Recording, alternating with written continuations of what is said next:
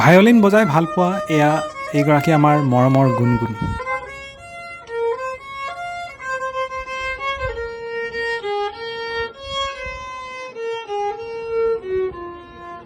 গুণগুণৰ ঘৰলৈ এদিন গৈছিলোঁ।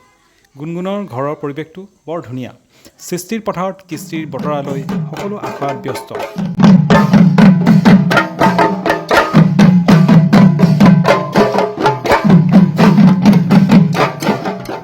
আখৰাত বিভিন্ন বয়সৰ কণ কণ ল'ৰা ছোৱালী, সিহঁতক দেখি ভাল লাগিল। পৰিৱেশটো সঁচাই বৰ জীপাল কৰি তুলিছিল সিহঁতৰ বাদ্যযন্ত্ৰৰ মাতেৰে। আৰু এওঁলোকৰ লগত অকণমান কথা পাতোঁ বুলি ভাবি আছিলোঁ আৰু তেওঁলোকৰ আখৰা শেষ কৰালৈ অকণমান সময় অপেক্ষা কৰিলোঁ।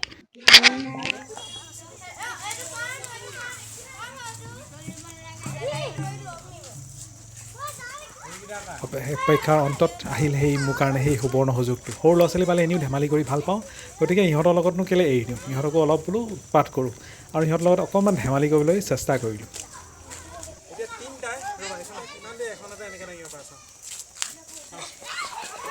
এখনতে ডাঙৰ পুৰা ডাঙৰ আৰু ডাঙৰ। এইয়া কাৰ বেগ? তোমাৰ বেগ বুলি কৈছিলা নাই? বেগটো তুমি নিজে দাঙিব নোৱাৰা। ঠিক আছে, হ'ব নমাই দে, হাত বিষাব, নমাই দে। কঁকালে বিষালে।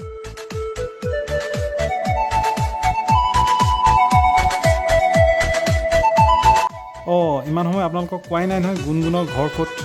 শুনক তেন্তে গুণগুণৰ মাতৃৰ মুখেৰে। নমস্কাৰ, মোৰ নাম ৰিংকুমণি দত্ত। আমাৰ গাঁওখনৰ নাম হৈছে শিলকচুবাম গাঁও। আমি সদৌ-অসম মইনা পাৰিজাতৰ অন্তৰ্গত ডিব্ৰুগড় জিলাৰ নাহৰকটীয়া আঞ্চলিক মইনা পাৰিজাতৰ অন্তৰ্গত আমাৰ শাখাখনৰ নাম হৈছে চাচনি মইনা পাৰিজাত। আপোনালোকৰ ইয়াত বিভিন্ন বয়সৰ ল'ৰা ছোৱালী দেখিছোঁ। কিমান বয়সৰ ল'ৰা ছোৱালী ইয়াত আছে বাৰু? আমাৰ ইয়াত এতিয়ালৈকে 13 বছৰলৈ আমি হেৰি কৰিছোঁ আৰু সেইটো মইনা পাৰিজাতৰ সাংবিধানিক মতে তেনে হয়। গতিকে 13-14 বছৰ বয়সলৈকে মানে মইনা আছে।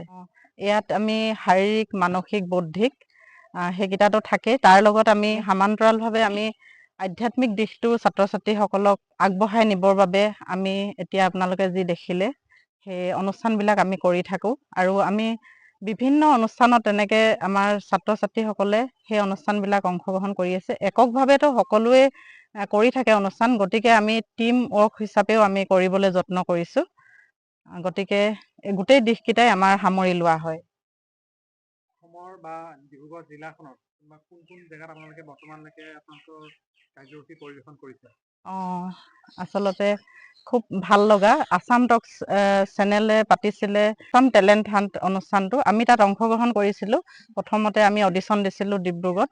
তাৰপিছত 3টা ৰাউণ্ডৰ পিছত আমি বেষ্ট টিম হিচাপে ওলাই আহিছিলোঁ। বাদ্যৰ বেষ্ট টিম হিচাপে আমি ওলাই আহিছিলোঁ। সেইটো নগাঁও জিলা পুথিভঁৰালত আছিলে সেই অনুষ্ঠানটো।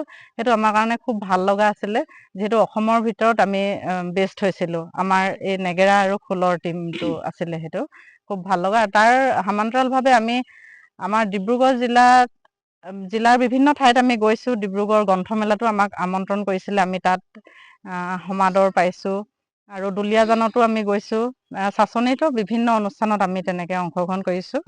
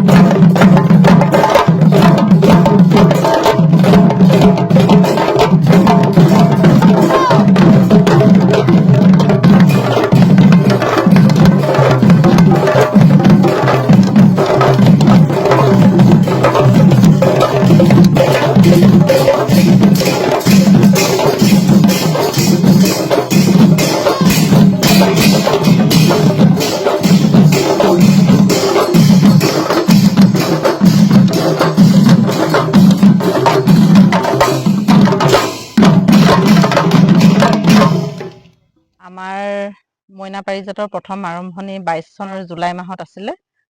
প্ৰাগ চেনেলৰ যিটো প্ৰাগ মইনামেল, সেই অনুষ্ঠানত আমি অংশগ্ৰহণ কৰিছিলোঁ। আমাৰ মেৰবিল পৰিৱেশ পৰ্যটন প্ৰকল্পৰ বাকৰিতে আমি সেই অনুষ্ঠানটো প্ৰথম আৰম্ভ কৰিছিলোঁ।